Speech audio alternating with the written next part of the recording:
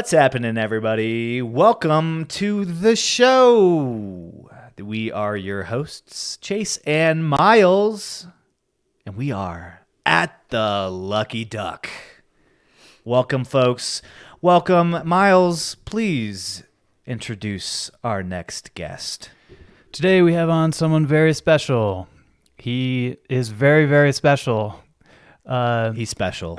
Yeah, let's just say he's very special. And why is he special, folks? No, it is not LeBron James, like we said we were going to have on the next podcast, just to bait you into watching it. Mm-hmm. It is a guy that we've known pretty much for our entire life. Growing up, we lived like a few streets away from him. We hung out, we went camping, and then we went to school together. And then we lost him for a while. We lost him to a crazy life of sex and drugs and addiction, cocaine and heroin. And a little bit of meth. And a little bit of meth. But then he cleaned up his act, went to law school, the #1 law school in the U.S., Florida State University, graduated, and now he is an attorney at law. I think that's how you say it. This is our cousin Dominick. Thank you, everyone. Welcome. Thank you. Yeah. I think it's been a long time coming.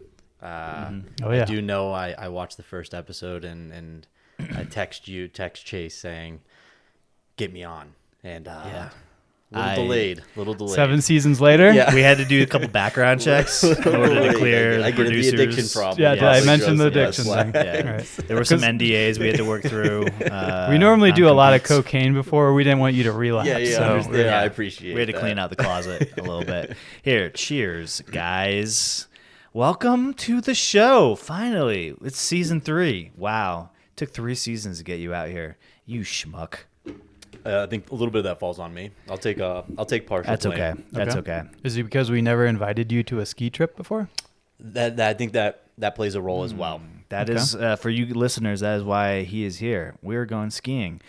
Well, more specifically snowboarding. Yeah. But that's what you say when you do snowboarding. It sounds really weird. It doesn't roll off the tongue when you tell people, I'm going skiing. You kind of sound like a dick too. I'm going snowboarding. Like, you sound like you're like a hipster. You're too cool for everyone. Yeah. So Right. I agree. Okay. Dom, good. what are we drinking today, bud? So we are drinking a Moscow Mule. Boom. The reason I picked this drink is the first time I actually came to Colorado to see Chase and Janie, probably 10 years ago, 8 years ago. They took me out, and it's the first drink I ever ordered from Colorado. Never had it before. So I felt like it fit well for the time. It sure did. Man, these things are so good. I don't have enough of these. They were really popular like 8 years ago, and I'm really Back when you happy to had it. have them back here on the show. This is great. They're not big. Obviously, I'm from Florida. They're not big down there. And then obviously, if you go out at nighttime asking a bartender who's very busy to make a Moscow Mule, they were going to spit in it. So, you know, Is that what they they're do? restricted on when you can actually probably order these. Yeah, if you're drinking a Moscow Mule not in a copper mug, what are you doing? You know, I've seen them serve it not in the copper mug, and it kind of pisses you off. it does. You're like, Yeah. this isn't a Moscow Mule. What the fuck did you bring me? Yeah. I'm paying $18 for this thing, and you're not putting it in a copper-looking mug. You know, like it doesn't even have to be copper; it just kind of has to look like it. Yeah. Honestly, Is that how much we owe you? Yeah, it's by the way, you need about maybe $18 for these drinks. Let me just do that. So you're drinking it out of the Colorado cup, which is pretty cool. Yeah. Yeah. So you're a lawyer. Wow. Wow. I've got this thing. Yeah. No, we literally talked about this Actually, before getting on. I have 12 questions to ask your potential lawyer. Do people get chummy like that with you? Yeah. Like, yeah. Actually, like I know we talked about it, but is it actually in real life? Like, happen? It does, and kind of what to point out what I talk to you guys about. I keep my profession quiet. Not that I'm Batman or anything like that, but I just don't like people knowing it, because then they want to take advantage and say, hey, I'm getting a divorce with my husband. What do I need to do here or there? And they kind of expect free legal advice. And to be honest with you, I don't even know 90% of the law anyway. So I'd be giving them incorrect. Even the stuff I do know, I just Google. Because the law that's how I is got my so degree to begin nuanced. with. Well, the law is so nuanced that you have to specialize in that type of law, right, to really be effective. You don't necessarily need to specialize in it. You just need to be well versed in it because you have so many statutes, you have so many case precedent, you have all of this that you have to look at, and then the minute details in every question that's being asked. And so that's why you see most lawyers or attorneys that only focus in small sections because there's so much knowledge and it changes day to day to day. Yeah. So what state to state? State to state, yeah. What do you specialize in currently? So right now I mainly focus in condominium and HOA. I'm general counsel for associations. And then I do a little bit of landlord tenant law as well. Mainly on the landlord side, pretty much evictions, kicking old women out of their house that can't pay rent pretty much is to live on the street, homeless. Yeah. So whenever anything kind of nasty comes up, they kind of give it to me because they know I'll take care of it. Yeah. Well, you live in an area where there is a lot of old little ladies. Yes. So it's kind of perfect that you're like in this field. Okay, can we just settle this right here, right now? HOAs, are they a scam? So lawyerly speaking, and I'm not going to bog down too much legal speaking, every HOA or condominium, they're not for profit. So any money that you pay in, no one's holding it. No one's keeping it. But I think it's kind of BS. I'm sure your listeners know you guys grew up in the Estates. I grew up in the Estates as well. Which is like an area that's like it's sort of like the suburb of the Everglades. Yeah, It's wooded, you have swampy area. No rules, no restrictions. Shoot your guns. Ride do your whatever you four-wheelers, want. Toilets in the front yard. So I think going from something so extreme like that to an HOA and being governed is difficult. I don't necessarily think it's a scam. I think it's looked at as a scam for people who maybe are so used to living in the wild west of the estates and then being restricted. But then it's not a bad thing because how many times did we have neighbors that just had a used car lot in their front yard or like we're shooting off fireworks at 2 a.m. or something like that. So there's times where it comes in play really well. And then there's times where you get what we call bored Nazi living next to you. Yeah. Where your music's, a decimal too loud or whatever. And they're knocking on your door saying, you got to be quiet or whatever comes up. So what about, let's say I run an HOA. I'm the president of the HOA. I'm paying you overtime to do nothing. You're giving me kickbacks. Does this happen? No. And I'm not saying that because I would get disbarred, but no. We run, our firm, pretty much what we do is we run general counsel. So if questions get asked, obviously we bill the association, but the billing that we bill towards the association comes out of your quarterly fees or your monthly fees, however you pay. Usually on a budget, the association will designate like 10% of their budget to attorney's fees that may come up. And then we take from that, and that's pretty much it. So it would be pretty normal. I mean, if you were paying out like 30% to attorney fees, it's like, okay, guys, why are we spending so much? That would look a little fishy to people. Yeah, absolutely. There have been a couple cases in Florida where the property managers, not the attorneys and not the board of directors, have actually scammed associations. I believe there's one, don't quote me on it, that ended up taking like $7 million from a few associations, just was backpocketing money and pretty much ran away with it. Damn. And that's what I was getting at when I brought the question up, is it a scam? Because I understand like the HOA is like governed by the people who live in that area, but they pay management companies, they pay snow removal companies, they pay landscaping companies. That's where it can get a little Where's gray. my money going? Yeah. And then a lot of people get upset. So I'll be very upfront. I pay about $1,600 a quarter at my association. We don't have a clubhouse. We don't have a gate. We don't have a guard. So that's crazy. So it's like, where's my $1,600 every 3 months going? Because all they're doing is taking care of landscaping. So, the normal person who's footing that bill every quarter is kind of like, I don't think it should cost this much. So there are hesitant people for sure. Yeah, because like 1,600. How many? Without give me a rough number of how many people are in your About association. 200, about a little over 200 units. All right, so I will move down and run that entire program if everybody wants to pay me $1,600 a month. I swear to God, I will do an amazing job. It's not a month; it's a quarter. Or a month, or quarter. Yeah, Sorry. Which, I mean, if we do the math, 1,600 times that by 4, and then times that by 200 is their yearly budget of what's spent on the association. Now, don't get me wrong. There's a lot of hidden things, such as our roofs need to be replaced every 15 years, which they take care of. That project probably cost a few $1 million. Yeah. So you do have to allocate that. But I mean, it would be somewhat easy to kind of get some greasy fingers in it. Yeah, with board members and with property managers. It's harder with attorneys. We don't want to risk it. One, you can get disbarred. You lose your license. You're done. Your career's done at that point. And out of the 3 groups, the attorneys make the most money off of salary. So why am I going to risk, maybe a couple $100 with what I'm making? Right. I mean, look, boys, we're always in the business of creating businesses. And we came up with this whole steal cars, work with the tow yard gig.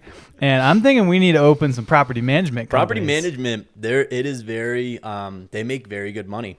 Yeah. Oh, yeah? Even just the property managers themselves, not even the management company, can come away with 6 figures. Wow. So there's money in it. And especially because like Colorado, Naples, where I'm from, there's associations everywhere.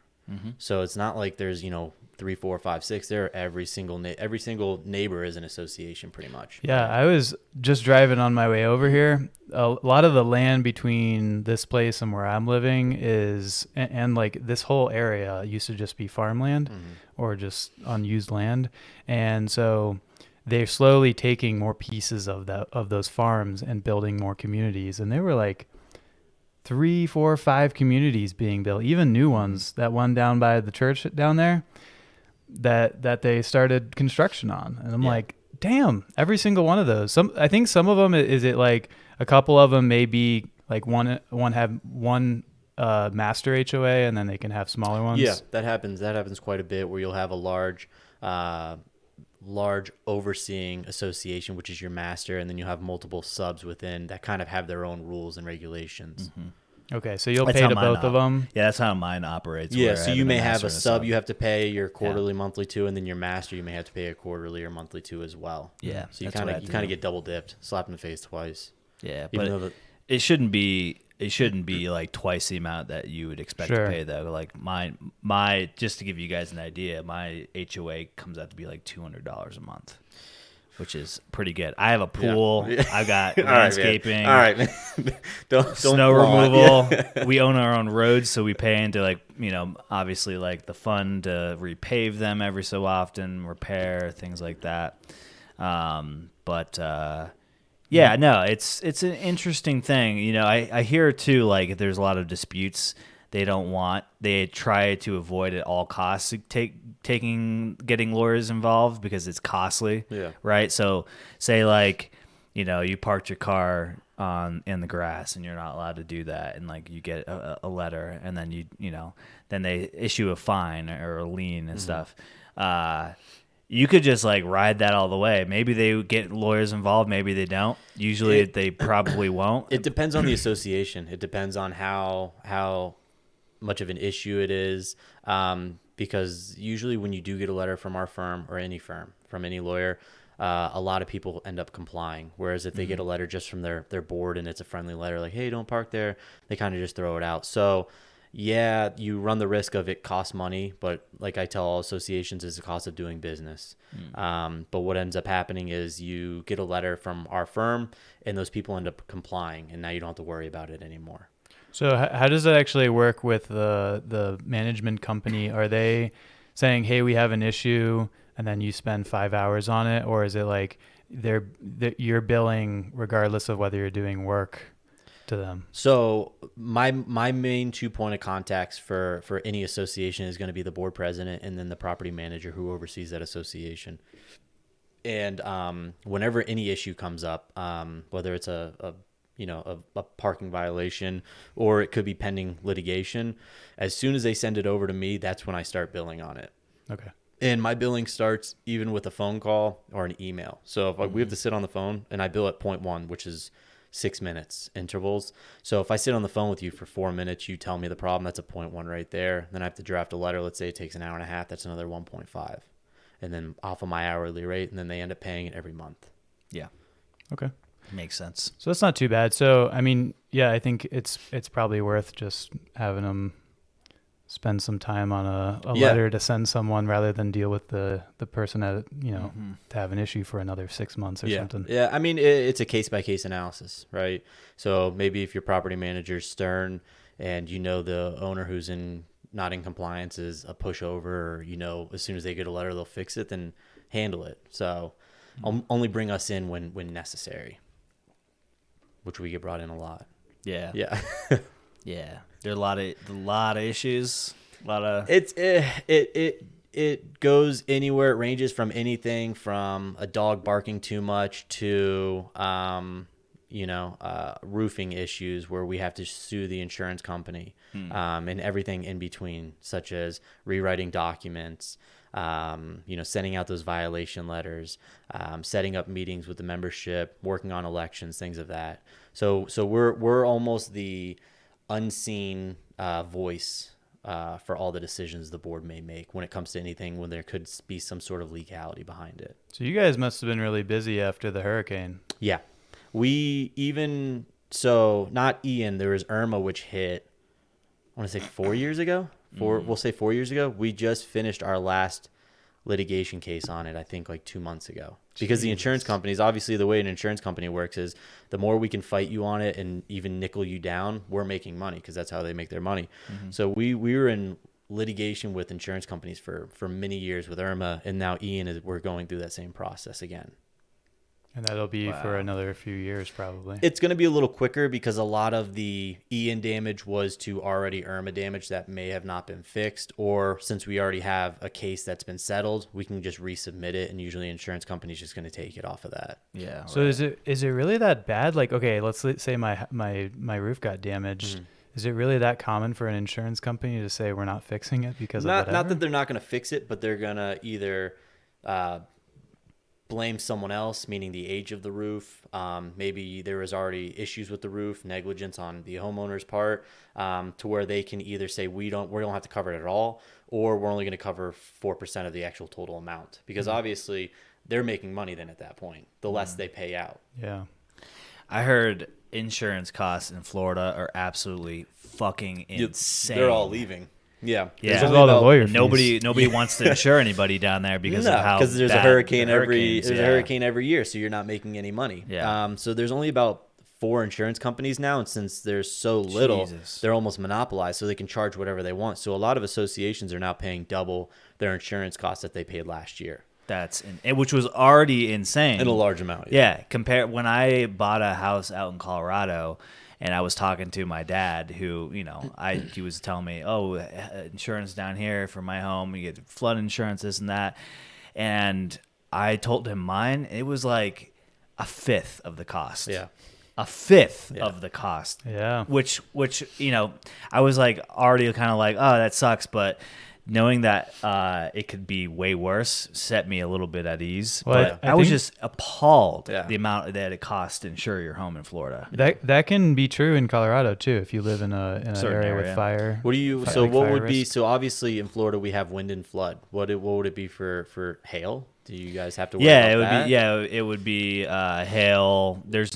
Depending on where you live, you could live in a flood zone, but many people aren't. Yeah. It's very dry. We're butted up against a desert basically, Yeah. and so I don't know. It's certain areas in the wind. mountains it'll be fire. So Yeah. there's actually certain towns you can live in where you can't get a Because of company to forest insure fire. you. Oh, because of the fire department trying to get up there. Well, running so like into for issues. instance, Bad it is there's a sometimes. town here called Evergreen that's kind of off of 70. So if you're going out to the ski resorts, it's kind of off that way, and it's actually whatever they call like the most likely to have a fire in the entire U.S. Yeah. And so companies have stopped insuring people out there just because. Yeah, And you know there's so why? many You want to fires. know why? because there's so many fires that have happened around that area, and that area hasn't been hit yet. So it's like when it does, it has all this dry stuff that's just sitting that hasn't been mitigated yet. And so it's going to ravage that area essentially. Yeah. If it ever does happen. I don't know when the last time something went through that area, but it's been a while. There's also certain areas of the state where they have tornadoes. I think like the Northeast. Yeah. You know, towards Kansas. Yeah. The what do they call that? The Tornado Alley or something? I think that's like near Oklahoma. Okay. But it's closer down there. Yeah. But yeah, they've got tornadoes out there. But in general here, it's not. You guys' biggest fear then is icy roads and maybe hail. That's about it then.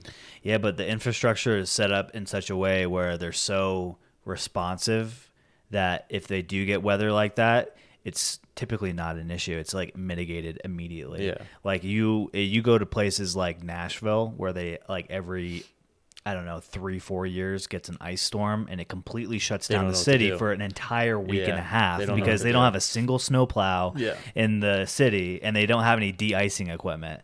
So they're literally fucked with like 4 inches of snow. You get some redneck out. He's like, hey man, I'll take care of this right here. It's like Texas is a great example. Everybody knows like the snowpocalypse that happened like 3 years ago. It like crippled their electric bust all the grid. pipes. They couldn't handle the temperature. Well, yeah, because they're not used to having stuff like that. And unfortunately, with like global warming, you're going to see a lot of those things happen where a lot of people are like, oh, dude, global warming, it was like it froze in Nashville. That's not global warming. Like, no, you're going to see wild, massive swings in weather patterns due to that. And so, I don't know. It's just interesting to compare, natural. Like Colorado will get like blizzards like every 5 years, like they call them sometimes there's like a storm system called a bomb cyclone where it just comes and it sits and it just dumps with tons of wind, tons of snow, and it's situated in a way where it'll just kind of hover over the city for like 2 days. Yes, it's just nonstop snow. Yeah, you just stay at home for a day. Yeah, but the next day you're probably good because it's just the ground. It'll just melt pretty much for the most part. Well, the plows come out; they take care of everything. True. I mean, there's the plows so come many out, of them. There's like so many. You start seeing snowflakes, and suddenly you see all these massive snow plows. They come out of the woodwork. You're just like, where do you guys park this whole time? How'd you get here so fast? Yeah, it's crazy. Yeah, but I mean, there are icy roads though. Like this season, I think I've slipped twice on the road. Jeez. Yeah. And I just got snow tires put on Janie's car because there's been more days this year that I've noticed the roads have been icy. Yeah. And I don't know what that's due to. And it just maybe like the situation of the weather, what's happening before the cold weather, what happens after the cold weather. I got snow tires. Now it's like not really a problem. It's crazy what the difference snow tires makes on your car. You can feel it. Yeah. Yeah. Like it grips the road. Yeah. And for some, like my car, Janie's car feels like it's like sits up a couple more inches. Just because you got more tread on.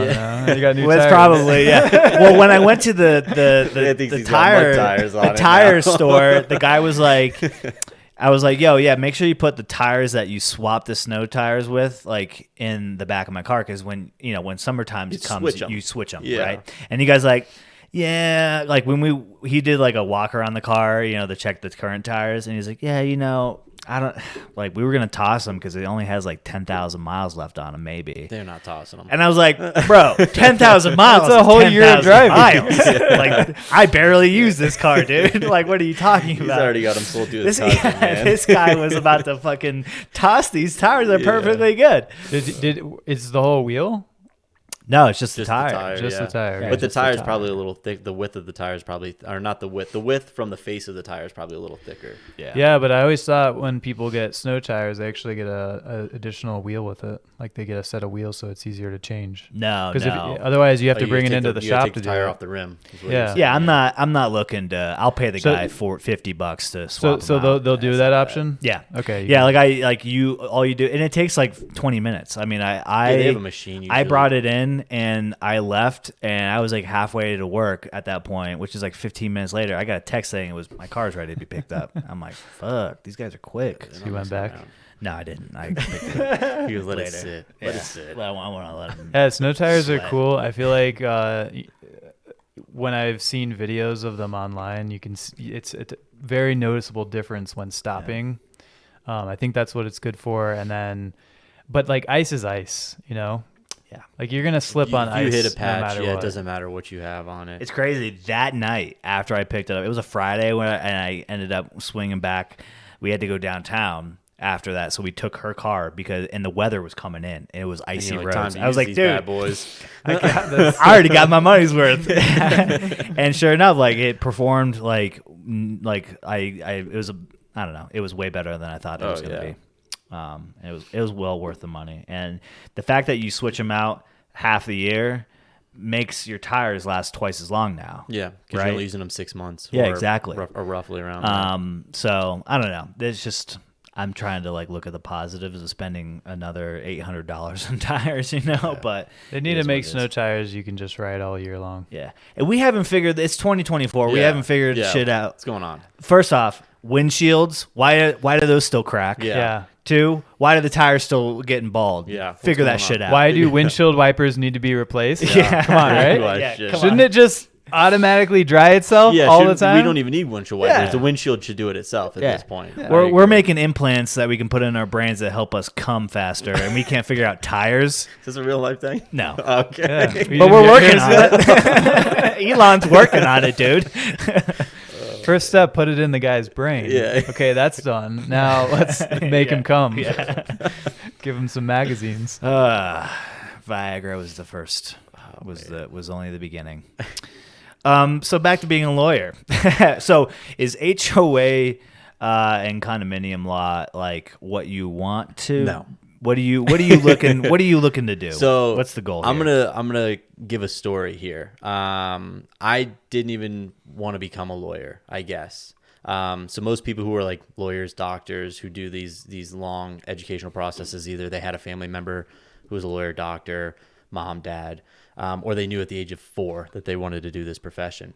So all through school, when I mean school, high school, I'm a smart person. I'm not intelligent by any way, but I'm smart enough to where I can half-ass school and still get A's and B's. But I didn't enjoy school. I never really did. But my dad always instilled in me, hey, go get an education. You don't want to work outside. You guys know my dad he's a journeyman lineman for FPL, works real hard. So his main goal is always, hey, go get an education, go get an office job, make good money. So I graduated high school, ended up not really wanting to go to college, but I was able to get into FGCU, which is Florida Gulf Coast University, about 20 minutes from my house. Went there, didn't enjoy it, didn't care for it. I actually, after my first year, I was on the line of being academically dismissed because I just wasn't going to class. Like I was like, I don't want to be here. I'm not motivated to be here. Luckily, I took a couple summer classes, boosted up my GPA. They didn't drop me. I get into what would have been my junior year. I still haven't decided. I'm taking gen ed classes, getting a little bit more comfortable with getting better grades. But at FGCU, you had the class enrollment size is about 12,000. So it's a small school. So most of our classes were maybe 15 to 25 students in each class. So during our syllabus week, we did a lot of icebreakers to get to know everyone because you interacted in your classes. It wasn't a 400-person class. So during the icebreakers, it'd be like, what's your name, your major, what do you want to do after undergrad? Where are you from? Whatever, the basics. So this kid goes, he says, hey, my name's so-and-so. I'm a poli-sci major. I don't want to go to law school after I graduate. I'm like, that's kind of cool. So I left that class. This is a true story. I left that class. It was American history after 1776. It was like a 10 a.m. class I went to. Left that class, went to my guidance counselor. I was in the undecided majors, whatever we call it, yeah. undeclared. Yeah. Mm-hmm. Went in, spoke to her, said, hey, I want to be a poli-sci major, and then I want to go to law school. Tell me what I need to do. She told me 8 months later, I took the LSAT, and what the LSAT is it's your law school admissions test, and it gauges you, and your score and your GPA gauges on where you can go to law school. The higher the score, the better the school you can go to. Kind of like the SAT for Exactly. people who haven't gotten into college yet. Yeah, exactly. Works the same exact way. I ended up scoring very well. I scored in like the 80 percentile. And at that point, I was like, well, I guess I can go to law school. So applied to all the schools in Florida, got in. My dream school to go to, as you guys know, I'm a Hurricanes fan. They accepted me. I get a call. They accepted me like one day after I submitted everything. They called me and they're like, hey, congratulations. We want to offer you a scholarship of $50,000 a year. I'm like, oh man, like I'm getting paid. So I'm like this is going to be covered. I'm going to Miami. Like this is everything. Turns out it's like $100,000 a year to go there. So I would have been in debt even with that money, $150,000. So my next choice was between FSU and Florida. They're both hand in hand, fairly even when it comes to rankings. FSU gave me a little bit more of my scholarship, and I heard things about Florida that I really didn't care about, just like the environment over there. So I ended up going to FSU, doing well, graduating. As soon as I graduated, even before taking the bar exam, I was hired at the job I'm at currently. But I think being in it, especially the type of law that I'm in, I don't enjoy it. I mean, it's boring law. It's nothing exciting. So I definitely want to see myself get out. So about a month ago, I actually submitted my application, my background check to become an NFL agent, actually. So hopefully by the end of this year, 2024, I'll be certified. I'll have all my requirements, and then I can start that path. So I want to get out of law completely. Except for maybe helping college kids with NIL deals, but mainly just focus on being an NFL agent, actually. Oh, wow. Yeah. That's pretty cool. So are you like the representation or the lawyer part of So I could be both. Yeah. So that's what helps, is having the law degree allows me to be the NFL player's lawyer in case he ever gets in trouble there. But what they call it, they use the word financial advisor or financial consultant, because what I would be doing is speaking with whatever NFL team he's going to sign with, and working on the contract negotiations, and then working out on obviously endorsement deals as well. So that would be my main job. And then the way you just get paid is you get a percentage off of the contract, and then a percentage off of the endorsement deals as well. Nice. So the point about the NIL, helping kids with NIL, is that so that you can represent them later on? So you have to be careful with that. But you have to be careful because if you're an NFL agent and you use your NFL agent hat for a college kid, they lose their amateur status and they can no longer play college football. So I would put my lawyer hat on and help them sign contracts for NIL deals. And then if they obviously want to stick with me, if they make it in the NFL, they can, but they're not signed with me as an NFL agent. So they can tell me to kick rocks, when draft day comes. Yeah. Put a good foot in the door at least. Yeah, exactly. Do you know any NFL agents currently? I do. I know 2 in South Florida. And then I have a couple of other connections. I have a couple of people I'm friends with in South Florida who kind of run their own, I'll call them D1 establishments, where they're prepping already NFL players. And then what they also do is they help combine as well. So they'll train college kids who are prepping for the NFL combine. So I have that. And then I have a couple of close contacts with past college football players who have worked in a couple of communities with a couple of potential players who are coming up. Nice. That's really cool. I worked actually I interned with a guy. His name is Elton Patterson. Shout out to Elton. What up, buddy? He's an NFL agent. He played for the Eagles and the Cincinnati Bengals. And retired, opened up a few Subways, some yoga studios, then started representing people for the NFL. I helped him out with a lot of graphic stuff, graphic design, interned in college. He's actually one of the reasons how I got a job out here because they called him and he gave me like a rave review. He was like, "Yeah, he's amazing. You should hire him." Blah blah blah. So if you ever need anybody to talk to, he's been doing it for like a decade now. Yeah, no, absolutely. I mean, any sort of mentorship is. Yeah. Like I said, I'm brand new to it, so any type of education I can get, I am taking. I'm humble on this process, so critiques, educating me, I am all ears for it. Cool. Yeah. Well, I am more than happy to make an introduction if you'd like. So, so you're gonna be doing the ballers thing. Yeah, I'm gonna be Dwayne the Rock Johnson. So probably thinking you're gonna be rich. I'm probably thinking I'm just gonna shave my head. You know, I've been going to the gym, so I'm trying to get big like him. Yeah, and then I'm just gonna be him. Yeah. Is this a transition period? Like you're still working, doing what you're doing? So right now the firm doesn't know about it.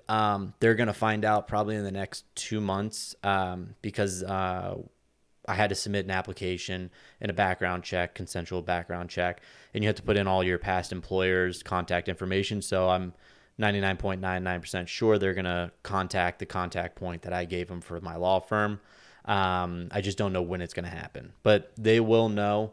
When we cross that road, I guess I'm going to have to handle it on how they're going to treat me, if they're going to blackball me, or if I can kind of finagle my way into saying, no, I'm staying with you guys and seeing if I can finish my career out there. Yeah. I was going to say, is this something you do in tandem where you get certified, licensed, and then you kind of do this, not part-time, but like as a side thing to dip your toes in while you're still earning income to support yourself? It would be difficult because, when you are an NFL agent, you are a babysitter. You're an adult babysitter.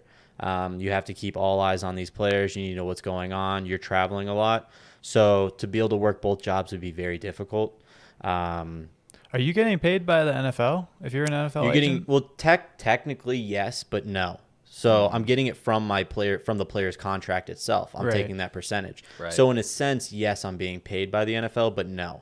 So basically, I'm wondering about how you're getting the actual players. So do you have to go out and get the players? Yeah. So it's not the NFL giving. No. Yeah. So like I said, that's where me knowing the former college athletes, they can I can shake hands with them and hopefully put a good impression on them, and then the guys at the gym who train the D1 prospects and the the current NFL players. So, and then, hopefully once you get one or two, it becomes word of mouth of, some guys like, man, my fucking agent sucks. And he's like, hey, I got an agent. He's doing great for me. Here's his number. So that's the goal. And then even just finding that, my goal isn't to find that one needle in the haystack. It's more or less to build normal players, get 5 or 6 normal players who are on average contracts. I don't need a Pat Mahomes. If I got a Pat Mahomes, I'd be happy. But if I got, just a couple of regular like offensive linemen, backup linebacker, the money starts to add up to where it's a good gig. Mm. Do you think that this is something you could have gotten into if you had taken a different path after college? So if you hadn't become a lawyer, maybe done something else, maybe gotten the desk job, do you think that becoming a lawyer and having some experience will help you in being an NFL agent? So I had to get the law degree because one of the prerequisites to become an NFL agent, you either have to have graduated from an accredited law school or 7 years of contract negotiation, which is, if you're not a lawyer and you're doing 7 years of contract negotiation, what are you doing? So that was kind of forced upon me regardless of my path that I took. Could I have maybe taken the chance as soon as I got out of law school? I think yes, but with the financial situation I was in, I probably wouldn't have been able to do it because I'm sure there's going to be months where I'm going to be in the red. I'm going to be, not bringing in money. So I need to make sure I have a little bit of a rainy day bank account set up. For sure. Yeah. Yeah. Is this something you've always known you wanted to do? Like, at what point did you be like, this is what I want to do? Well, I mean, so you guys know I'm very big into sports. I played sports my whole life. I probably know too much sports information that I probably shouldn't know. So when I was young, like really young, I always wanted to be like a sports center, like broadcaster. So I knew I kind of always wanted to do something in sports, but I probably didn't think about it as a real legitimate job until maybe I was in my last year of law school. I had actually gotten in contact with one of my point of contacts now, who's an NFL agent, who kind of talked to me a little bit, told me, what happens behind the scenes, not just the baller stuff that you see. Yeah. So at that point, you were kind of thinking, okay, I'm going to write out this lawyer stuff, and maybe that's what I'll get into. Yeah, I always kept it in the back of my head, but it wasn't something like, hey, I need to work for X amount of years and then let me come back to it. It kind of weirdly enough, I kind of stumbled upon it. So I've been an HOA attorney for 3 years now. And probably the last year, I'm like, man, I know this isn't for me. Not necessarily being a lawyer, but being the type of lawyer that I was. So I've been kind of looking to get out, whether that was get into a different field of law, or navigate something with my law degree. And then that's when I kind of poked around and that back of my memory kind of came back in and started to jump on it. Yeah. Is it hard to get into another field of law? No. So unless you're going to get into something crazy specialized, most lawyers are very general. Obviously, you may be at an educated disadvantage to where, like, if I were to get into, I don't know, divorce law, I would probably have to spend a couple months reading up on Florida statutes, law, to make sure I'm, well versed in it to be able to do it. But there's no issue. It's not like if I get out of, this type of law that I'm in right now, I would just be stuck to, a short little basket of choices. And you never had any aspirations to make it to the Supreme Court? No, I don't want to be a judge at all.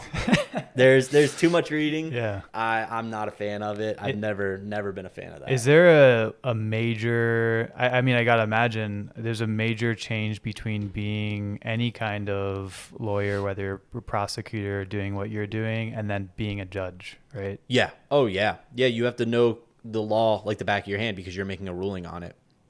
So you're going to have two parties, obviously, spewing case law at you and details, and you have to be able to say, well, this case law doesn't work or this works here. So you have to be more educated than the two attorneys that are speaking to you in whatever, the hearing is about, whether it's a motion for extension, whether it's an actual hearing on the case itself. So yeah, it's a lot of reading, and a lot of hearings. So just in where I live in Collier County, in their court docket, a normal judge will probably have about 15 hearings a day. Now, mind you, these hearings could be like a motion for an extension, which is 5 minutes, where it's like, hey, judge, my client gave it to me late. I need an extension. So Opposing counsel, are you okay with day. that? Yep. Yeah. So there are times where it's a 5-minute hearing, but they have about 15 a day. So you got to remember, if you have 15, you have to read about every single one. You have to be caught up on it. You have to know what it's about. So it's a lot of reading and a lot of understanding of whatever law is being thrown at you that day. Okay, so no judge, no Supreme Court. Suits. I watched it. What kind of law is that? Corporate law? Is that what it's called? That's corporate and Fake business. Law? It's as pretty much legitimate as you're gonna get. The only difference is the timelining between it.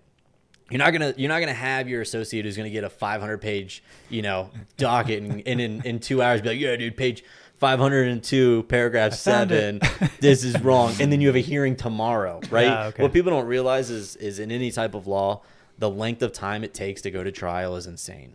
Because if I file a complaint against someone, they have 20 days to respond. If they respond, then you have a court hearing. Then you may have a motion for an extension. So even so, I do evictions, which is probably your quickest, most efficient type of lawsuit you can bring because it's statute based, meaning the dates are set, and it's done.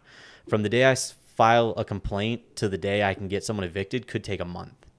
So it's not a and in suits it's like, hey man, we're suing you, and you got court, in 6 hours. That doesn't exist. I think the whole TV show was like 3 weeks worth of their life. Yeah.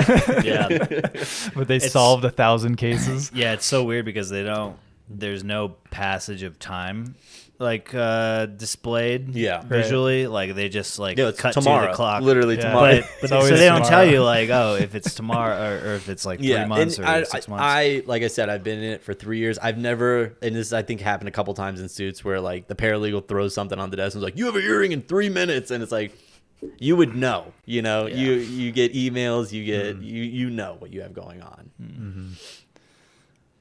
Wow. Yeah. Suits. #1 streamed show of all time. I actually liked it. Janie loves it. A lot of people ask me about it. Janie loves that shit. They're like, "Oh, how legitimate is it? Do you like it?" I enjoyed it a lot, to be honest. I watched it 3 years ago. I actually probably the last couple of weeks have thought about rewatching it. Yeah. Worst part about that show? Meghan Markle. Oh man, What a garbage fire of an actress. I'm sorry. I didn't think she was that bad.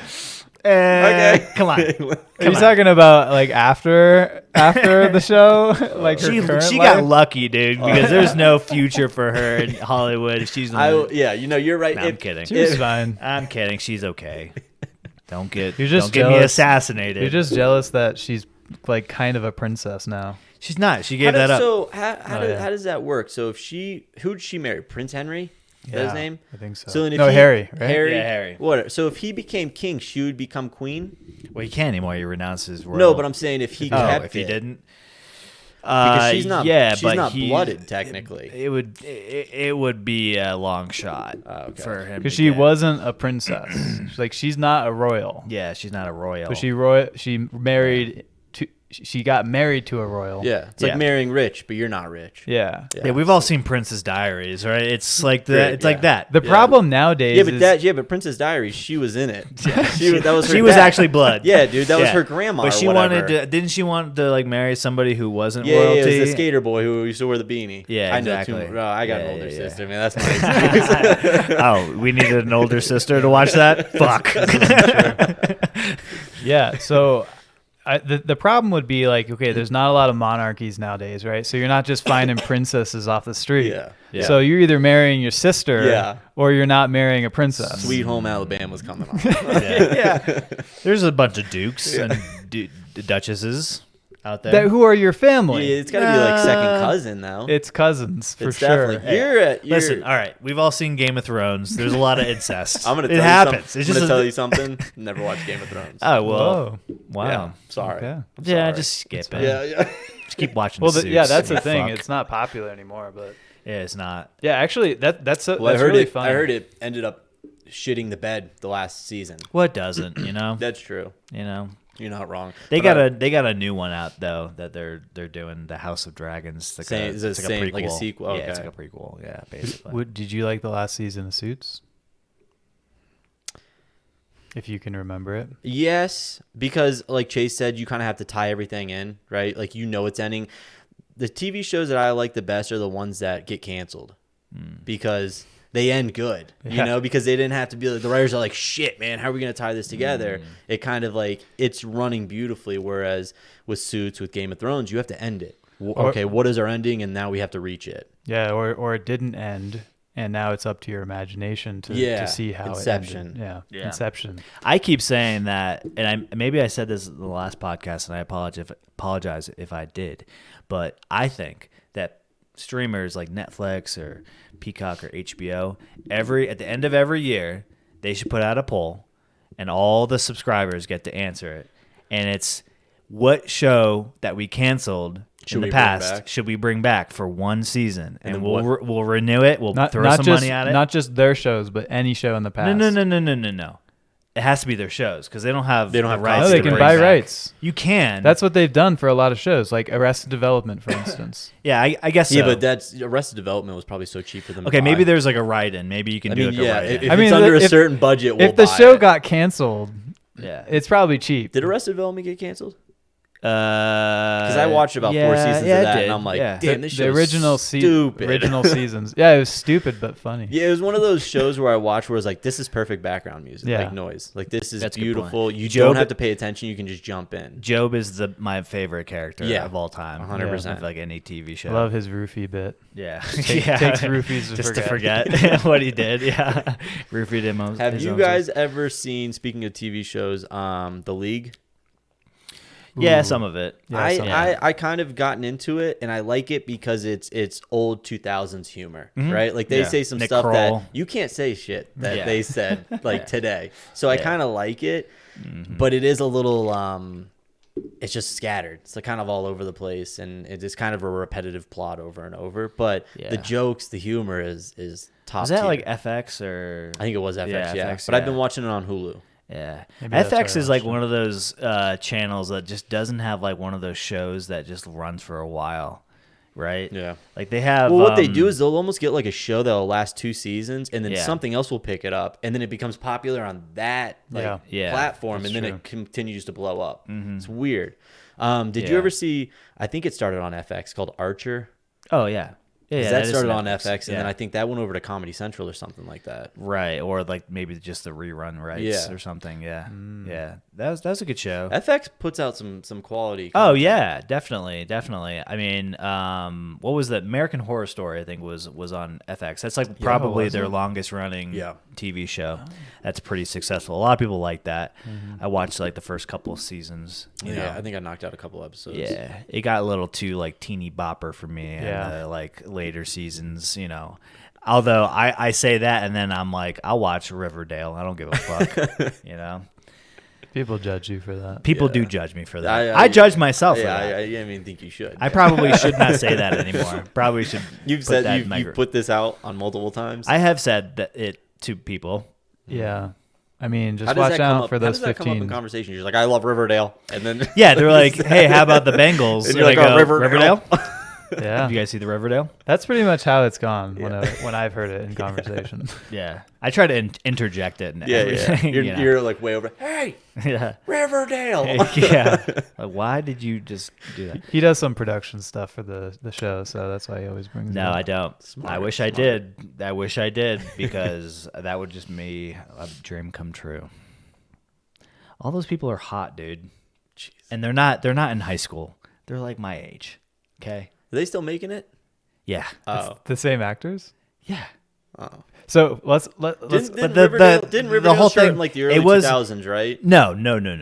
It started in like, I don't know, 2018 maybe. Oh, really? 18? I thought that 17. 17. I remember. Sorry, I was Wasn't there a off of show year. called Riverdale like in the early, like late 90s, early 2000s, or am I thinking of something No, I completely think different? that's something different. There's probably another Dale some out there. Maybe. Yeah. But no, they're all in high school, and then like shows go, they age out, and then the whole plot changes. They like do the multiverse. So are they thing, pulling? and- Are they rotating characters, or is it same? No, cast as 2018? same cast for the most part. There's like some people that obviously die, and they're no longer. A lot of the parents are no longer in the show because they themselves, the main characters, because they do like a time jump in like season, I don't know, 5 or 6, whatever the fuck they're on. You got to make up for the new age. Yeah, I'm not gonna waste up time in this podcast talking about fucking Riverdale. I'm sorry. I'm intrigued right now. So it's ending. Well, thank God. Now I can stop Now your watching. Thursday nights are going to be now available I can, again. Now I can stop watching. No, I don't watch it anymore. But because I I think it finished last year. the thing is, you can only with shows like that are centered around high school, you have to fundamentally change the show when the characters age out. Yeah. Unless it's know? a cartoon. You don't look like a high schooler anymore. like a cartoon, like South Park. They can just be Same age. 12 years old forever, however old they are. Mm-hmm. But things like Riverdale. I was just watching Blue Mountain State the other day, which they're in an absolute college, classic. and every season's a year, and they're in the show. But that and show so, didn't last too long, though. No, it was like knew. 3 or 4 Yeah, they seasons, and knew. then it was over. Yeah, but It was cable television, I think. Also, I heard Spike TV. Thad Castle, who is the actor for Reacher. What's his name? Alan, I think it's something. Yeah, I don't know his name. He wants to actually reboot Blue Mountain State, I heard. Yeah. Which Did would he really? I don't know if it's a movie or if he wants to. You do know, a quick that's series. funny you say that because I was thinking the other day with how famous he is now with Dude, Reacher. He blew up with that show. And if everybody you look loves that show. If you look at him as Thad and then him as like Jack Reacher, Oh, they don't look the same. Completely They different. do not look the same at all. He's an amazing actor to have that type of role and then have the role he has. Yeah. You can see his range is got to be crazy. Yeah, but He's also so if funny. you watch that show, like it's We're on talking Blue Mountain State or right now. It's Reacher? on Tubi, which is like a free with ad Yeah. streaming service, and so I've been like, it's my background TV. One of the shows I put on the background. You need to focus because that is a work of art. but it has not aged well. It's like it's very objective to women. Oh, yeah. like there's Yeah, like no, it's- jokes in there that you can never make you know today. what it started on. So that show started on Spike TV when it was called Spike TV at nighttime became like called the Men's Channel or something. Something like that. Yeah. And so that's like the main show that was for the Men's Channel. This is a show for men. Literally. Nobody else. Yeah, it Like, became between Spike Ball and like Yeah. teach your wife how to cook show. It was bad. Yeah, it's so it's funny and it still is funny. Yeah. But I could see how people would find it very problematic now. Yeah. And so it surprises me that he has publicly said he's willing to re-engage in that show, because I was thinking while I was watching this, man, he's so famous now. I feel like he wants to distance He should himself probably from be the quiet, show yeah. as much as possible because people are going to bring up clips. And he said psych. Yeah. So You're it's wrong. like, I don't know. But there's so many quotable moments in that show. They made that movie, remember? They did make Yeah. a movie. The movie was Thadland. not. No, Yeah. they So they Yeah. made Thadland, but then they also, I think they made one where they played the final football game as well, which Wow. came out like right after the show ended. And then Thadland, I think, came out like 3-4 years ago. That was like a Kickstarter project. That was when Kickstarter was really becoming a thing where people were crowdfunding projects. They crowdfunded this movie For and they made Thadland? it. Yeah. I know that because I contributed. No, you didn't. Yes, I did. No, you didn't. Yes, I did. I was still in college when they were Oh, making yeah, this. so it was- And yeah. I was like, yeah, this is a great show. Yeah. It was like, Did you end up watching the movie? yeah. Not good. No. Horrible. Most But I think Kickstarter it was to movies be are not expected. good. Not Yeah. good at all. Because they're low budget. Yeah, but they're like obtainable projects. Okay, I watched it even with the mindset of, hey, this is gonna suck. Like lower your standards as much as possible. And even after I finished, I went, this is horrible. Yeah. The fact of the matter is nobody's making sex comedies anymore. Yeah. Like that's like the genre that like American Pie, all of the scary movies, all those that They genre. don't make them anymore. They don't make those Well, anymore they would get because canceled. the wokeism basically put a cap in Yeah, that. yeah. Like nobody's gonna dare touch those or even put any kind of money towards them.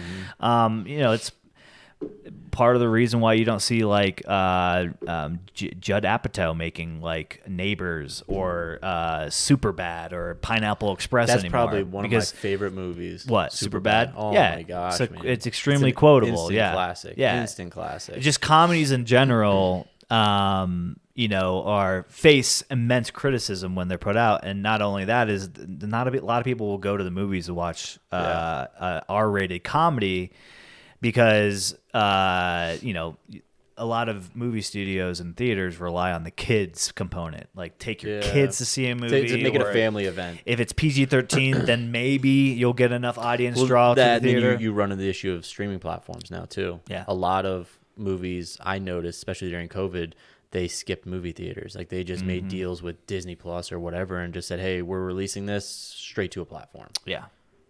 So you run that Now we're issue. stuck with Barbie and Oppenheimer. God damn it. Haven't seen either of them, man. They're good movies, but like, that's your that's your base of what a movie is nowadays. yeah, it's movie going and film in general is becoming a novelty and a niche thing. A lot of kids nowadays don't know who Natalie Portman is or who XYZ that you would normally know in our generation, because all they know is Mr. Beast and YouTube stars. Yeah, because Unless- they watch and that's, YouTube. and then they don't watch the movies. issue you run into that is like it happened with Vine when Vine became very famous. All these Vine stars, TikTok stars, then like made movies or they are put into movies and they're horrible actors. Yeah. So in the movies they're just trash, and that's what like this generation is like accustomed to now. They don't know who an actual actor is. They think, oh, the guy in TikTok's an actor, which he may be or she may be. I'm not. Right. But it's all about. I mean, yeah, it's all about fame. So however who's hot right right. now. And so before we didn't have the short form videos, we had YouTubers for a while before that, but it was like it was a little bit harder to get into that than just taking a video and posting it, right? A short video. And so now, those are the famous people and those are the actors. You know who I think was underrated in Blue Mountain State? Radon. The line, he's the running back, right? He was a Vine star. He was a Vine star. He was. That's right. What's his name? Kennedy. Yeah, He was Paige Kennedy. but he was like Paige the running. Kennedy? He was the running back, right? I think. no for the team. QB. QB. Oh, he was the QB who comes because in afterward, right? Yeah. So the running back left the show after the first season. Okay. And he was like the token black guy for the show. Yeah. Because there's a bunch of white guys basically on the show. For a football team, Yeah. It was incorrect. Yeah. If we talk about that team that she would have 0-12. Yeah, exactly. Yeah. They were national champions like 3 times in a row. made no sense. Apparently. Yeah. But after he left, they brought in Paige Kennedy to play Radon, and they didn't replace the running back. They brought in a new QB because the QB in the first season was like some like God-fearing Christian character type thing. I thought Alex was the QB. He's the backup. Backup. Oh, he was backup. And he wants to continue to be Oh, the backup. that's what it was. Yeah. He wants to have the name of being on the team, but then not Doesn't have want to do the He doesn't work. want- Yeah, yeah. exactly. He doesn't want the responsibility. He's our hero. He's what we all want to be. Yeah, exactly. He Give was me the title, but not the word. the underachiever. No, that's so true. But solid show. I was actually just surprised that somebody actually made this show, and the production quality is actually like decent enough. I was like, man, you wouldn't get something like that today. No. But with AI becoming, more obtainable to create things on the cheap, maybe we will see an Mountain State emergence season of- 3? Yeah. Like maybe. You never know. Are you worried at all about AI taking on a lot of like the responsibility of like being a As a lawyer? lawyer Yeah, field? No. like legal stuff. No. And I've been asked this because of ChatGPT. Yeah. What you can actually do, and it's worked where you can put in any type of statute, any type of binding law, and then tell it to write you a letter. I mean, it can produce 90% of the letter pretty clearly within a push of the button. The issue I don't think that will take over is because, as weird as it sounds, you need an attorney who's personable with you, and you need to have that connection and understanding of, hey, this is what I want, this is what I need. Can you get it for me? Mm-hmm. And sometimes people can't write that out exactly what they're like what they need. So that's where I think AI will always have an issue. Do I think maybe in like 50 years, with how technology is going? Yeah, I think every job could probably be replaceable with it. Mm-hmm. But in the forthcoming future, no, I don't really see an issue. So maybe it'll make things easier for you as a lawyer. So like if you were to keep doing it, for instance. Yeah, but I don't think you could. I don't think a non-lawyer or a layperson could do a lawyer's job just with ChatGPT or with AI, especially because to submit most things into the court, you have to have a bar license. You have to present your bar number. So I mean, you still need a lawyer to sign stuff. What if you represent yourself? You can do that, but it's not a good idea most of the time. Yeah. Most of the time. Because of the complexity of it, knowing deadlines, knowing when things need to be submitted. If you want to do it for small claims court, which I tell a lot of clients and a lot of people who reach out to me, handle it yourself, because small claims is anything that's under $8,000. It's usually like, we get into a car accident, right, and I have $3,000 in damage and you don't want to pay, I'll bring you to small claims court. That it's very simple, and judges know you're in small claims court, so they tend to kind of help you out a little bit. They'll be like, hey, this is, do this. They don't give you the answers, but they'll help out. Mm-hmm. Whereas once you get to circuit court, county court, judges are more demanding. They expect you to turn stuff in. They don't care if you're an attorney for 20 years, 1 year, or if you're a layperson. If you miss a deadline, you're defaulted. It's over. So that's why I would advise on getting a lawyer, having a lawyer for more complex cases. Now, like I said, with the smaller cases, yeah, I think, and I've helped out clients with it and filling out documents where I think they can handle it themselves. So maybe AI can help in those kind of situations. I think, yeah, absolutely. But I think they have to be careful because I know some lawyers have gotten in trouble for actually using AI to create like whatever for their cases, and they've cited fake cases because the AI made it up. AI didn't catch, and then the lawyer didn't catch it. Mm-hmm. Yeah. And then somebody does a fact check like, hey, what is this case that they're citing? I've never seen this case before. Yeah. And then you can get in some serious trouble. Not because you used AI. They don't care how you get your information, but you're giving incorrect information, which you can get in trouble for that, obviously. Good. Should. Yeah. Why do they call it the circuit court? What is this? Like, what's circuit come from? I don't know. Okay. Circuit. Moving on. He looked me down the eyes and goes, okay, yeah. Hold on, dude. Let me just come up with some crazy. I mean, is there probably some answer that someone who's listening is going, what a jackass. Like, this is it. I mean, Google it. There's probably an answer. I don't care because I literally don't know.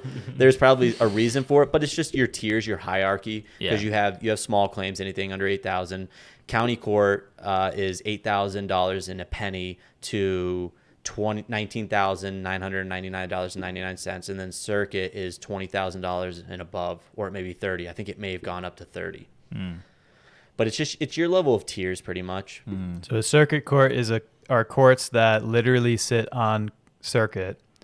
Judges move around a region or country. Okay. County. Yeah, that's what that's why it doesn't country. To different towns or cities where they will hear cases. Interesting. If I hire a lawyer and they miss a deadline,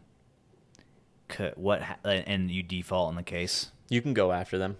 Yeah. You can go after their bar license, and then you can go after them for any damages you receive, such as if you lost money, anything like that. So you would just sue them. Yeah. And then you'd bring a bar complaint against them. You have malpractice insurance? I don't. The law firm does. Yeah. Okay. But like, so if I went on my own, I would have to have it. And then if I go through the NFL agency thing, you have to have coverage insurance as well. It's a risky thing. I knock on wood, I've never had a bar complaint. So I have an example.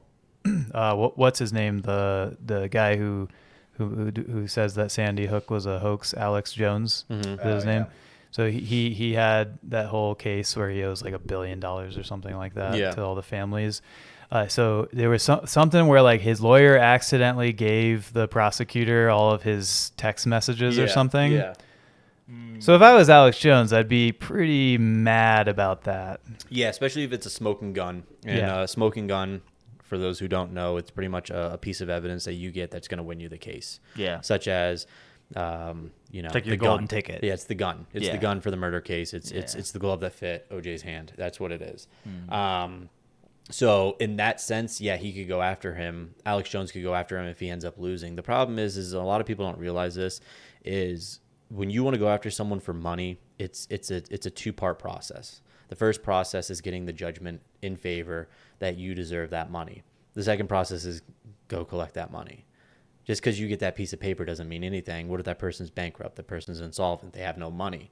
If you can have all $0 of my dollars, because that's all I have. So you have to remember that as well. So these people who are going after Alex Jones, what he's probably going to do is declare bankruptcy, and he won't pay him. Yeah. At all? Probably. Like he won't pay anything? He may have to pay us if he goes through the bankruptcy process. What he'll do is he'll have a trustee who will then manage all of his debts, and then he may have to pay into it, and there may be some sort of payment plan, but he wouldn't pay anywhere near the amount that the judgment comes out to. And once he declares bankruptcy, let's say he doesn't pay them, can they, for the rest of his life, come after him if he starts making money again? They can. A way that a lot of people will do it is they'll garnish wages. They'll garnish any type of money that you have coming in. But again, you can only garnish so much. So that person still has to be able to live their life, like be able to eat, feed themselves, shelter themselves.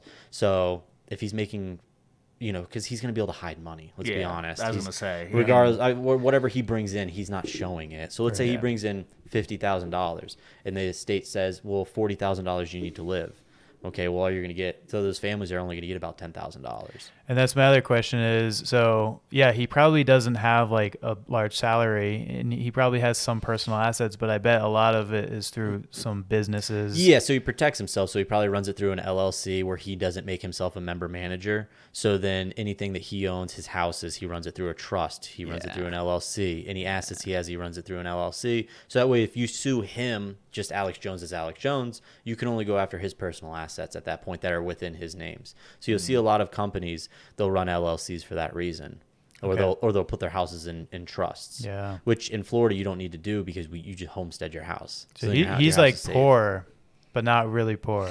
He's the IRS doesn't think he's poor, but the IRS reads him as being poor. Yes. Yeah. They accept that he's poor. Yeah, but they'll come after me for, $113. No. Yeah, I got a letter in the mail once because like when HSAs and stuff came out, like the consumer driven health plan, high deductible health plans, stuff like that. Yeah. I did that when the first few years that I worked at the first company out of college, and there was something in your tax filing, you had to enter how much money you spent on healthcare, and I didn't, and something got messed up. So then like 3 or 4 years later, they don't forget. Yeah, I get a letter in the mail. They will come after you for $37, but they'll let someone murder someone in front of them. You will pay the government. Uncle Sam gets paid. What is the like statute of limitations? Like how many years they go? They can go back? after you whenever they want. I think there's like a limit, right? I think there is like 5 years or something like that. I think it's more than 5. Yeah, it's got to be 10 if there's a limit. There's definitely a limit though. 10 years. So what if you fuck up on filing in 2004, they can't come after you for it. Exactly. Yeah. So it says the IRS has 10 years. Get away with it. You get away with it. You're just sitting in your phone like, come on.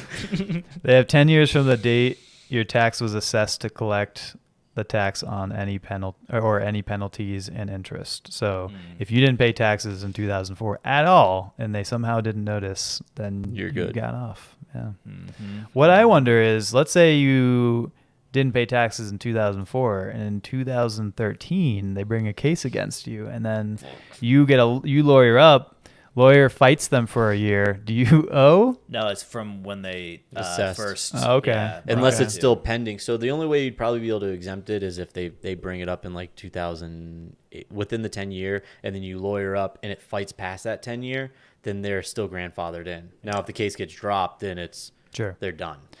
So the thing that I figured out, or not figured out, but what I guess I thought of was what you should do is if you're making tons and tons of money, find ways to fuck it up where you don't pay taxes, so it doesn't look like you did it on purpose. And let's say 5 years from now, IRS comes to you, hey, you owe $10 million, and somehow you end up settling and only pay like $3 million, right? Or you do the thing that Alex Jones does, and everything's through an LLC. So you're like, I'm poor, bankrupt, and then but you actually have $10 million in the bank. Could do it.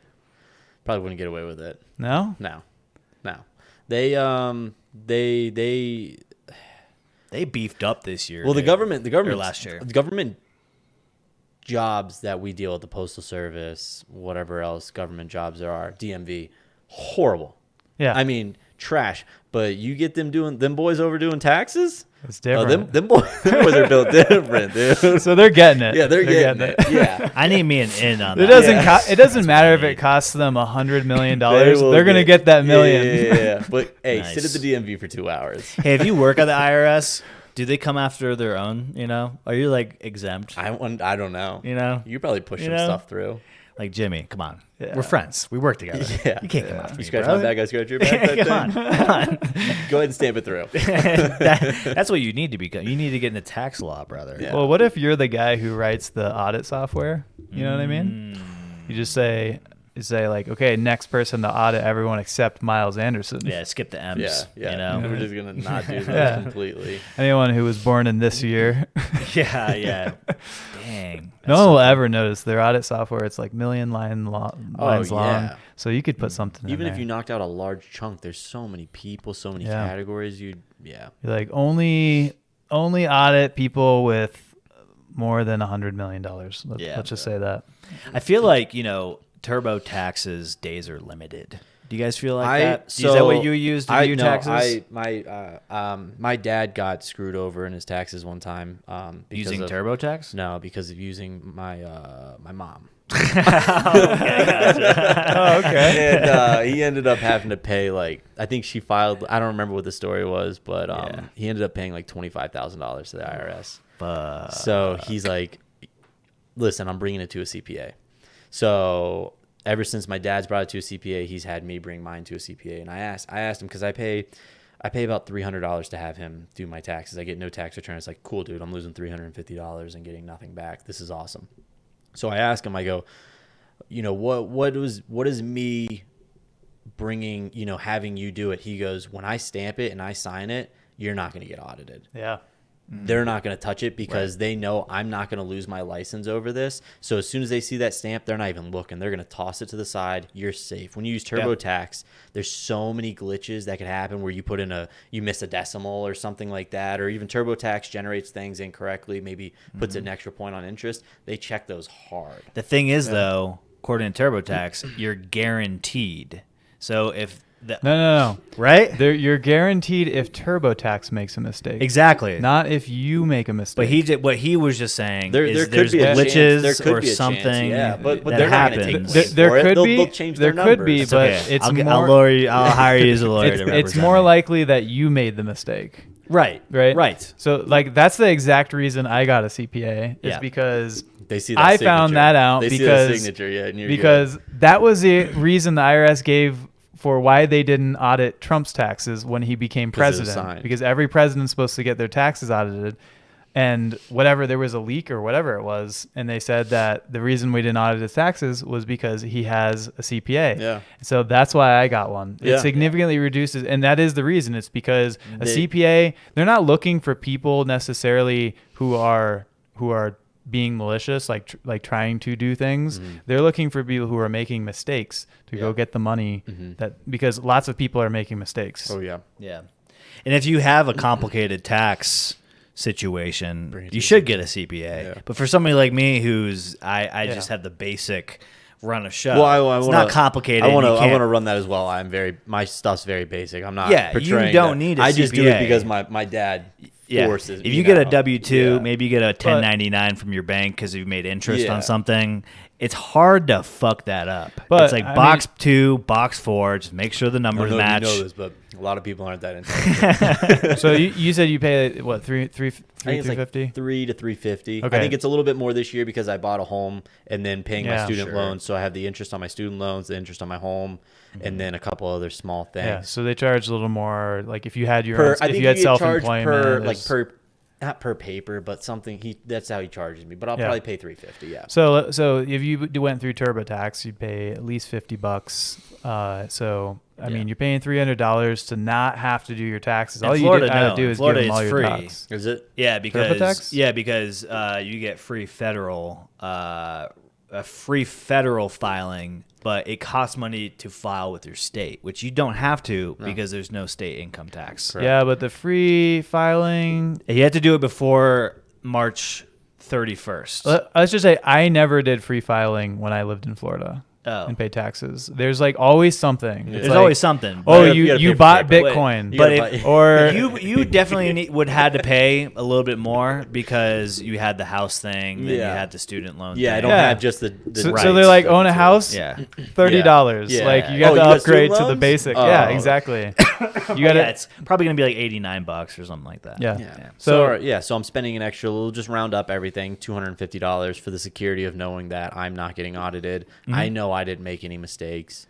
And he's getting you potentially the best credits or tax write-offs, deductions, like whatever you're getting. Versus you have to know those things when you're going into TurboTax. You have to know how paying your house off. They're not telling you, hey, by the way, here's your math. They do to a degree. They're like, hey, do you own a house? Do you have student loans? But like, there's certain other things you can do to try to lower your tax liability that a CPA is going to know. Like, there's a million of you. Right, like someone who's a high income earner who owns a house who has student loans. I mean, there's millions. It's not high income. It's the thing is though. You're a lawyer. Shut the fuck up. The thing is, I do doubt though that the money that they're going to save you is going to outweigh what they're charging you. For your case, you have a very simple case.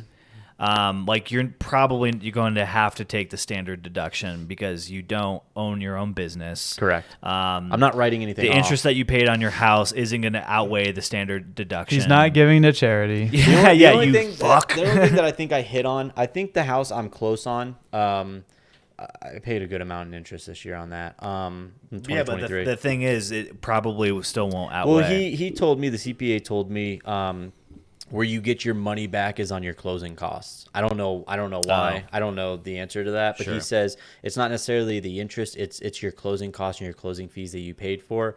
And then student loans, I think I get up to $3,500, not back, but they credit me on it for, I don't know the formula, but so those are the two things I'll get back on. That's it. But the problem is you two don't have this problem, but I am I'm hit the hardest because I make decent money and then I'm single, and those get just railed out. Yeah, you get raped. Yeah,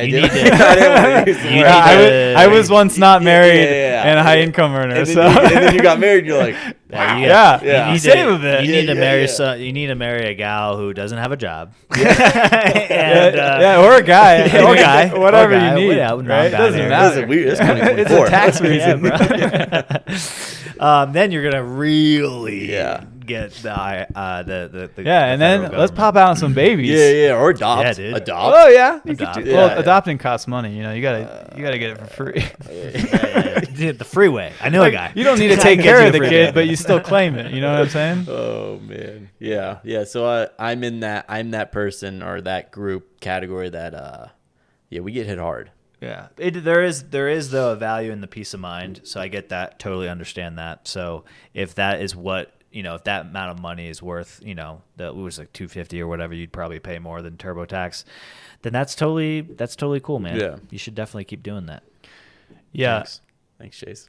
Yeah, so the student loan interest thing. So Sarah and I paid off her loans this year, and so you get that document or last year technically, 2023. So you get that document from your loan provider, and it says this is how much interest you paid on your student loans, and you can give it to your CPA, and it's going to be any loans, any interest that accrued while you weren't paying it. So like her loans were unsubsidized the whole time she was in school. Yours probably were too for law school. Did you have loans in law school? Or was I had loans in undergrad and law school. The only loans that were running interest were the ones from undergrad because they technically weren't frozen. So because as soon as I graduated FGCU, even though I went and furthered my education, those loans start building interest. Okay, yeah. So hers were unsubsidized the whole time, and she had like $200,000 in loans. And so when we paid off the loans this year, we paid $20,000. It was like $25,000 in interest because it was all that interest that had built up. And think about if you didn't pay it. Think about, because I think they usually give you a payment plan of it's 119 months. That's what mine, which no one should follow, but it's 119 months. Think about the amount of interest you would have paid. Yeah, it was going to be more than we had borrowed. Yeah, that's what's insane. Yeah, that's fucking unreal. Yeah. I'm We thinking about my 30-year mortgage. No thanks to Biden. I saw something, and this is I'm gonna cite my source. I saw this on, it's not Twitter. It was called X. Oh yeah, it's called X. Yeah. I saw it had a blue check, so it's got to be somewhat legit. It said that he's trying to fight again to get rid of student loans. I saw it like 2 days ago, I think. Oh, So, I mean, it's a pretty reputable source. He just It is reputable. Yeah. It's gotta be. he just I like the blue check forgave mark. like another $1 billion in student loan debt, like $1.2 billion. The thing is, so all the loans that he's gotten the education department to forgive have been It's for like two- schools one that of two don't things. exist Yes. anymore. So like Trump University Yeah, or yeah. University of Phoenix or Oh, whatever, like gotcha. those online So schools. I'm never getting touched. Yeah, and then the other people are the people who did like public service forgiveness or whatever, Oh, okay. and for some reason they had like become disqualified or what, like whatever. Yeah. It's Yeah, 'cause like you got to do, I think, 10 years in the government. And then yeah, they'll take and you like white, some people whatever. would, but it was like okay, if you didn't keep track of that and can't prove it, like the government didn't either, and then so somehow they were able to resolve a lot of that. But it's definitely not going to be you. Yeah. Or you could just somehow sabotage FSU to becoming just say, defunct. what I could technically do is get it so it's no longer ABA accredited Yeah, law there you go. school, Yeah, and as there soon you as go. that happens, say, Yeah. oh, my law degree doesn't exist anymore. Yeah, so crazy how that happened. Yeah, wow, went from being a top-notch law school. to- Anyway, here's my bill for the loans. Take care of that. Yeah, yeah. You know, I don't know. Yeah. It's all against us, guys. Mm-hmm. Hey, I heard they forgave Hunter Biden's student loans. He went to school. Yeah, and how to do crack. Oh man. You know what? This is another annoyance, I guess, is when people know that you're a lawyer, they think I'm like caught up on all of this politics. Like I go to the gym and this guy knew I was a lawyer and he's like, you see that Trump Supreme Court case? I'm like, dude, I didn't even know he was in the Supreme Court right now. But He's they'll, a judge. Yeah, they'll like come and talk Yeah. to me and be like, oh, yeah, what do you think's gonna happen with blah blah blah? I'm like, dude, I can't even name all the Supreme Court justices. Yeah. And you think Yeah. I don't care. You about should any just of that. lie. Be like, dude, he's so fucked. I'm gonna be honest, dude. Like, I have honestly. insider like Yeah. information. Yeah. Dude, 9 a.m. tomorrow. Be awake. Yeah. You're gonna see some shit. That'll be $20. You remember January 6th? Bro, that times 2. Yeah, That times 2. Yeah. Talk It's gonna about be March crazy. 8th. Yeah, but that happens it happens to me at the gym with like the older guys. They get like, I don't know, man. They get like a hard on like just talking about politics and shit. And I'm like, dude, Yeah. I literally don't care. That's a common thing for older guys. I don't Hard-ons? know why. Yeah, well, no, not really. That's an uncommon No. thing. No, just like being really Politics. into politics. Yeah. Yeah, I think it just happens. Well, I don't know. Sometimes it either becomes part of your identity, Yeah. or you just have a lot of time on your hands. Yeah, which a well, lot of older people have a lot of time on their hands. You guys know who Shane Gillis is, right? Yeah. The comedian. He said something along the lines of like, yeah, dude, when I was young, like, I mean, I cared about like what was going on with the government, but like as soon as I got like older, I was like more Republican, and like I cared about. He's like, is that like the thing? Like as soon as you become like older, you just become more like just politicized. And Yeah. That was funny. We were talking the other day. I guess I can bring this up. It's fine. Yeah, what were you? It was what were you saying? like instantly Republican. Oh yeah, It was yeah. like- Suddenly Republican. Yeah, suddenly Republican. Yeah. I'm driving down the road and I get to like a stoplight and there's those immigrants with the Squeegees. squeegees, Yeah. and they come and wipe my windshield and I'm like, God fucking Biden, you're letting all the immigrants through. Suddenly a Republican. Suddenly Republican. Yeah, it's so true. No. But yeah, I think there's all these instances. I mean, yeah, I think people become more passionate because it's like I think that's what it is. They don't have a job anymore. It's a hobby. Yeah. And Yeah. They're kind of like, oh, Because my country. To be is- honest, and I'm not gonna say either side because I sit in the middle, and I go left on some things and I go right on some things. I think a lot of the older men, whether they're older people, especially being in Naples, it's all snowbirds. And mind you, there's people from the Midwest, so we have older left-sided people and older right-sided people. And it's like the loudest ones are the most uneducated too. It's like you don't even know what you're saying. It's the craziest part to me, and they're spewing it as if they're like educators on it. Yeah. And I'm just like, this is wild. It's like sometimes it's the old saying, like the quietest one in the room is the most wise. But it's also like, and I'll bring up an example that's totally irrelevant to politics, but we were watching Love is Blind last night, which is a TV show, a reality TV show on Netflix about, it's like a dating thing where you basically speed date these people through a wall and you don't see what they look like. Anyway, there's this gal on the latest season. This is very topical, and you're welcome, listeners. She basically says, I have been told I look like Megan Fox. I think But I've seen a picture of her. she does not Yeah, look like nothing like Megan it. Fox. The hot ones don't need to say They look like they Megan look Fox. like something Because or they someone's are gonna hot. go, damn, she looks like Megan Fox. Exactly. It's the ones that they need to say it to compensate for something. Yeah. So I think you could apply the same sentiment here, where the people who don't know a lot They're gonna have to speak pretend, and they want you to do this, and they're Exactly. going, "Oh, I'm right. I'm right Yeah, in what yeah. I'm saying. Holy shit!" They say a I lot of hit it. things that they heard that they liked on TV, Yeah. or they're basically just parroting somebody else. Yep. And suddenly you're like, oh man, he's smart because he brought up a good thing about And he or uses a a good word. point. He uses words bigger than seven letters. Yeah. That's impressive. So I don't know. Like That's just my limitations. Huh? Like limitations. That's a big word. limitations, bro. You know words.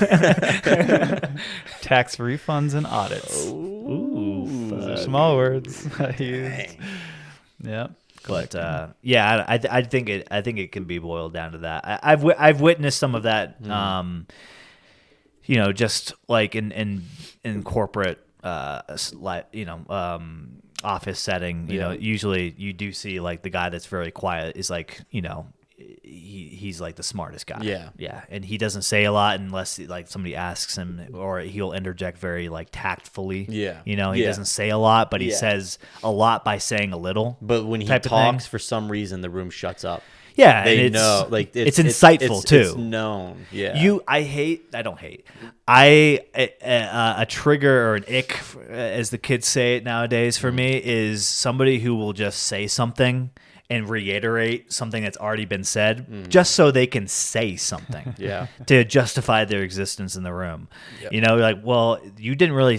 You said nothing. You basically said what the guy before you just said, but in a different way to make the same point. You want to hear a crazy? This is kind of going to pull us off a little bit, but so I work out at the gym, and I'm at the gym like 5 days a week. I go at the same time every day. There's this guy. He's probably in his like 60s, late 60s. And when I first met him, I'm like, this guy's fucking strange, man. So he's bald headed, and I think he has like alopecia because he kind of paints on his eyebrows and then paints on like a goatee.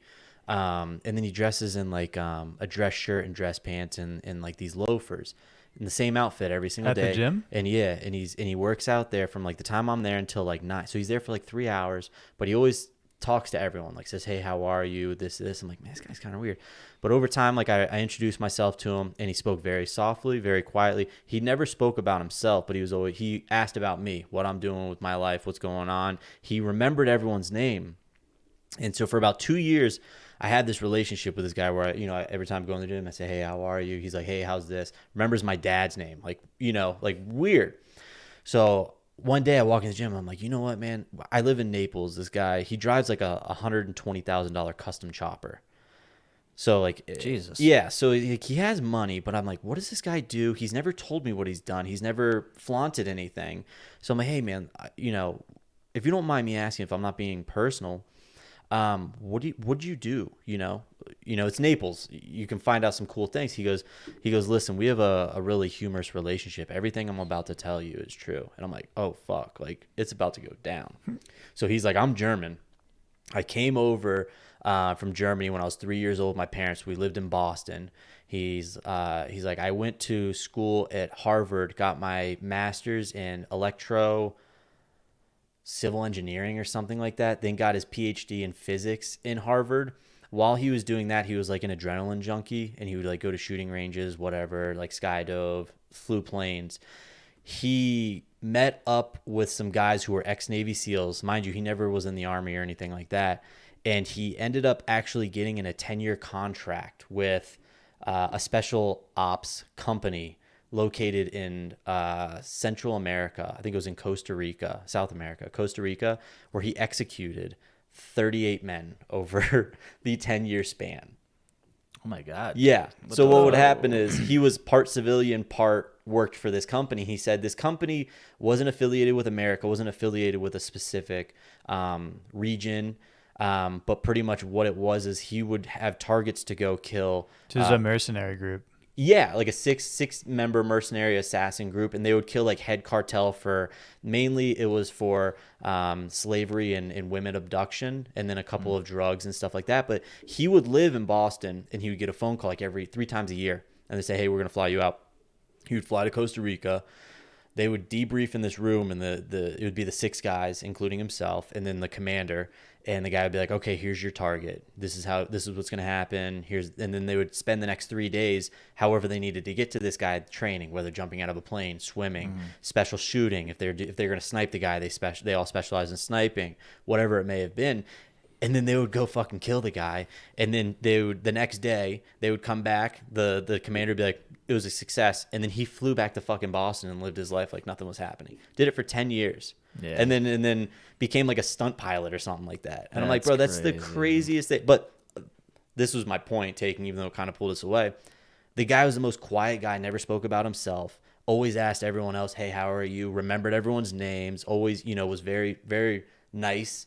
Ended up being this fucking pro assassin. Yeah. It's probably because he's looking for his next target. Yeah. Trying to figure out where he's at. What's your name? Level, Dom? yeah. You're good. Yeah, you're safe. So now when I walk by him, I'm like, "Hey, how are you?" Yeah, so one day he's just going to disappear. Yeah. Contract closed. Yeah. The entire time you were saying that, this is like kind of how autistic I am. The entire time you were saying that, I was thinking, is skydove a word? Did I say skydove? Yeah. The whole time you thought that? Yeah. Because Yeah. I thought that for a second. I I was was like, wait like, a minute, I think skydove. you used that correctly. I did too, I feel like yeah. I would have said it wrong. Yeah. Wait, so did I didn't even remember saying skydive. Yeah, because you were like, oh, this guy, he used to. I think it would be. I think it's skydive. I don't think skydove is correct. I think I'm incorrect. Thanks for calling me out, and everyone thinks I'm a moron. No, but I think it's right. But I've never heard it used that way. I don't think skydove is a word. Well, he skydove. He used to skydive. No. When you say he skydove, you can't say he skydive. He skydived. Add a D at the end.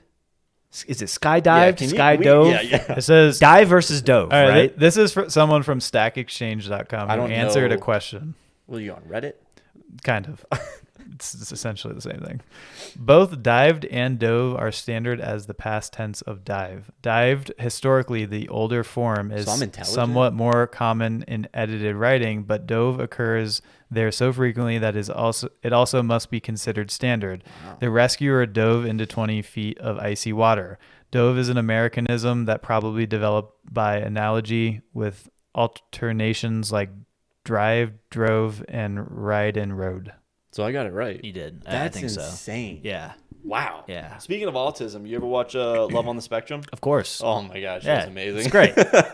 I love that show. It's so wholesome. It makes me smile. Bro, they're the happiest people in the entire world. You know that it's like the one of the other reasons why I love that show. It's kind of meta, but like when you watch other reality TV shows. Most of those people have ulterior motives. They want to become putting on a facade as well. Yeah, they want to become C-famous, C-list famous, right, or whatever. Like they're doing it for the clout, whatever. These people are so authentic. I love the authenticity when I say, I'm like, they're not putting on a show. You don't have to edit that shit. No. Just put it out as is. They are just being themselves to the fullest extent, and I love that. You can't really find that now. In the beginning, I don't know if this is rude for me to say, but I caught awkwardness from it in the beginning because I'm like, I'm not you're used to watching reality TV where everyone speaks perfectly, everyone looks perfect. Yeah. So then when you heard them speak, you're like, oh man, this is awkward. But then I learned like this is them. They're so happy, and like I've enjoyed it ever since then. Yeah, it also carried, and I've said this before on the podcast. I also like watching like reels or TikTok, whatever. Social media accounts of people who are like fall into that category because I haven't been able to describe why I like it. My discovery page is it's full of it. But I'm like, I follow a lot of those people on that show. The chicken burger? Yeah, he goes chicken burger. Oh yeah. Yeah, he's great. Yeah, he's hilarious. He's 100% himself. Yes. It's not like a fake little dance or like putting on like the voice for your audience or whatever. He but loves like chicken burgers. Yeah. Like what's not to love about watching this guy just live his life without any filter, just raw, unedited. It is him. I love that. Yeah. I love that. And I had it for the longest time. I felt bad because I'm like, I'm not like watching these people to like make fun of them. But when you describe, I love to watch these people, it comes off like you're an asshole. Yeah, like or I don't love to watch them like I love to go to the zoo. I love just seeing how I'll watch the show and be in a better mood. Yeah. Because they put me in a better mood of like, hey man, life's pretty good. Yeah, exactly. Like you have no complaints. Like look how happy everyone. Yeah, can watch be. that show, and then you just smile ear to ear when I watch that. You know, I like the nothing like it. Nothing like it. Nothing like it. Like goddamn, she was doing cameos for a while, and they were having her read, like she was reading off because like cameos Hey, they give you a script. Justin, yeah, but she was doing some nasty stuff, dude. Really? Like reading off like okay. Oh, because whatever blank, someone wrote. yes, exactly. And then dude, some months later, she comes on, she goes, "So everybody stop sending me those. My family members are getting really embarrassed."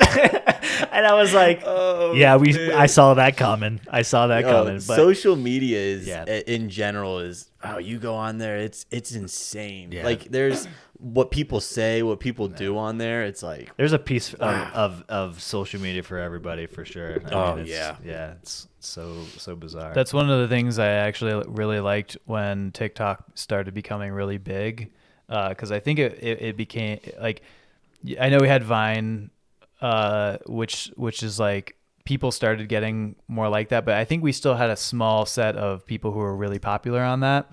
And then I think when TikTok came along, you saw people from like every age. Yeah.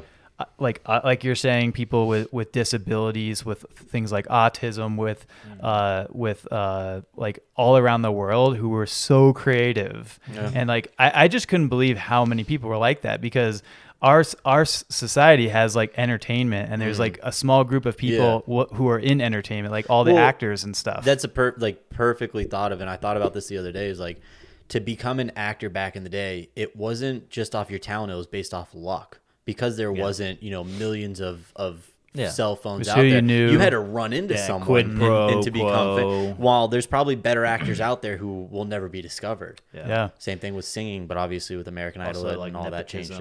Played a part into that as well. Absolutely.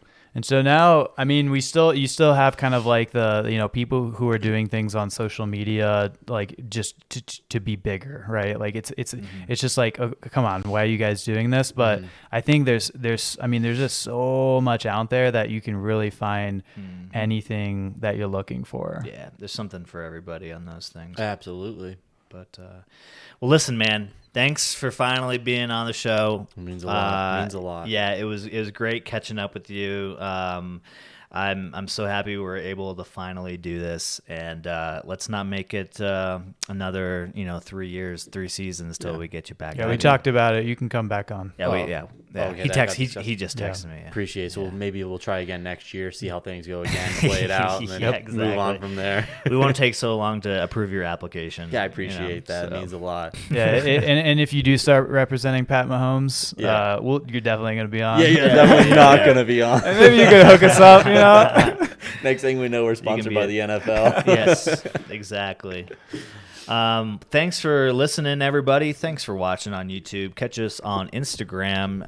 All of the cocktails you see here are featured on there.